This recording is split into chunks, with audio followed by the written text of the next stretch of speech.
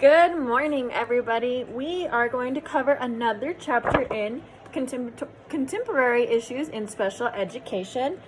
Today's chapter we're going to cover is chapter 2. Chapter 2 talks about sensory processing disorders and sensory-friendly classrooms.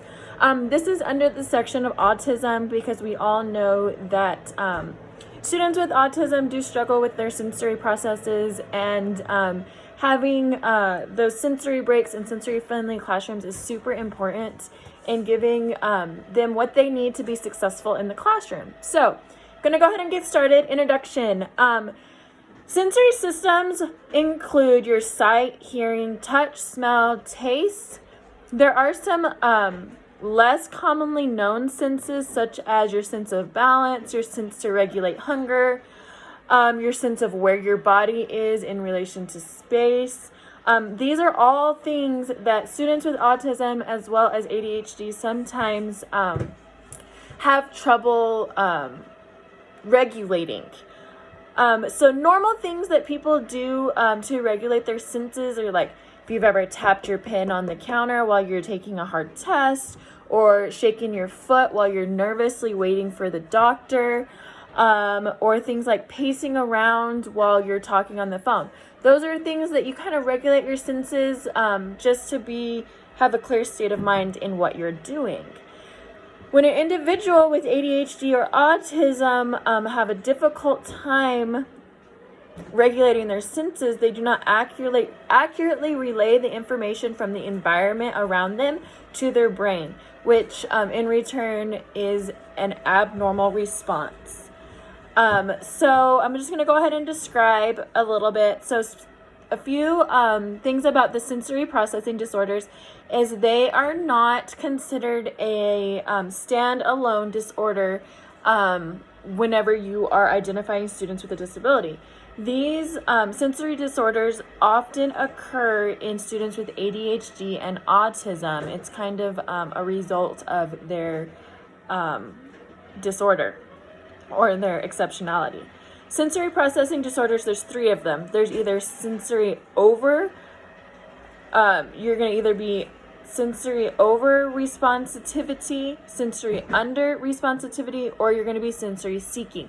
So students with ADHD normally experience over responsibility. Ugh, that's a mouthful. Students with autism sometimes are the opposite. It just kind of depends on the student. It's very unique to each individual and what their disorder is like. The reason why I chose this chapter of sensory processing disorders and sensory-friendly classrooms is I do have a wide range of students with ADHD and autism in my classroom that I work with on a daily basis. Getting to know them, I've kind of learned the different things that we can do to regulate their senses. An ADHD student of mine who is just all over the place all the time and has a hard time focusing, I found that if I give him a ball of modeling clay to play with while he is in class, it helps him regulate and focus. So that helps with him.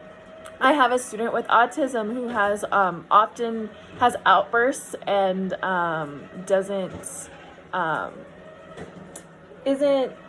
doesn't want to do his work or something like that, and often just having a sensory break to go jump on his trampoline. It can be something easy as walking around the school or going outside for a minute to get a breath of fresh air. So it just depends individually on each student of what the sensory break might be, and I kind of just want to learn more about what I can do to help regulate senses, and things that I can incorporate in my classroom and in my daily schedule to help these students regulate their senses and be more successful in the classroom. So that is why I chose this chapter. So let's get into some pros. There are so many pros, so I just chose a handful of them. One, having sensory breaks and sensory-friendly classrooms help students feel comfortable in their environment. If they know that they have that modeling clay right there that they can play with, they feel more comfortable and more apt to participate in class. Or if they know, if this is too much for me and I need to go take a break and go jump on my trampoline, I can do that. It's right in the next room. It just makes them feel more comfortable and like they are in a place that's safe for them. Another pro is it increases learning. So like I said, as long as he has that ball of modeling clay in his hand, he is paying attention, he's doing his work. If I would have taken that away from him, he would have been looking around and asking questions that don't pertain to the lesson. So it just helps increase that learning and give them what they need to help regulate their feelings. Another pro is it helps students cope with their surroundings.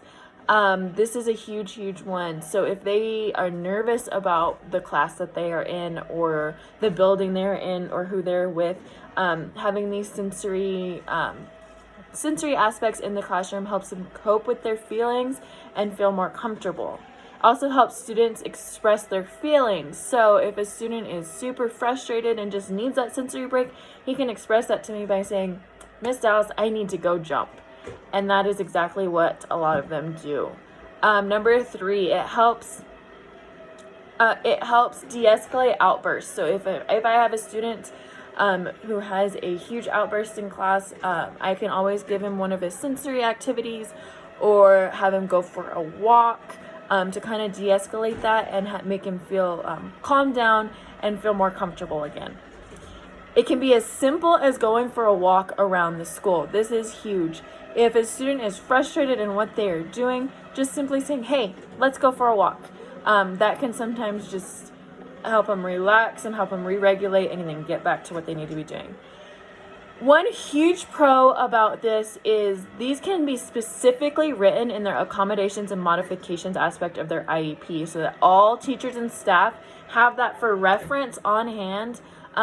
When something might happen in the classroom, they know exactly what to do. It's written specifically in there, and they can have those resources either in their classroom, they can send them to my classroom, the resource classroom, or if it's just something simple as, "Hey, I need Tommy to go take you for a walk. You just need to go for a walk for a second." So that also is a huge pro. There's only a few cons that I feel are applicable right now. Cons are, one, it's sometimes distracting to regular ed students. I know sometimes if I'll give a sensory ball to one of my students with ADHD, the other students will be like, "Well, hey, why can't I have one of those?" Well, you don't need it to focus. So sometimes you just have to explain that to the regular ed students as why they're getting that and the regular ed aren't. Sometimes it's not an issue. If it's just something simple like modeling clay, I'll just give it out to everybody. Sometimes it's costly. Some types of sensory regulation materials and things are expensive, such as the trampoline I have for one of my students. It was very expensive. It came out of our SPED fund, but it is very effective. It often requires training. So sometimes teachers and personnel might need to be trained on how to help regulate those sensory, especially if it's something like outbursts. So sometimes that happens, and it often requires extra personnel. So if I have a classroom full of students and one of my students needs to go for a sensory break to go walk, I need someone else there that's going to either watch my class while I take him for a walk or vice versa. I am very fortunate to have an awesome aide in my classroom, and hopefully getting another one to help out with that, because I do have high needs students. So as long as you do have a instructional assistant or something in there that can help you out, either or take them for a walk or sit in the classroom, that kind of gets rid of that con. So one myth that I want to talk about. I don't know if I was unaware or I just didn't realize that sensory breaks help students cope with their environment. I was, I guess, tunnel vision and thought it was just about their feelings and how they're feeling. But I didn't realize that it also has everything to do with the environment that's around them and the classroom that they're in and the people that are in the classroom with them. So that opened my eyes. So that is a myth, that it's not only how the student's feeling, but it's also about what's around them. So thank you for listening today about sensory processing disorders and sensory friendly classrooms. I am super excited to implement some new stuff in my classroom and help my students regulate their senses better and help them be more successful in the classroom. Stay tuned for another video.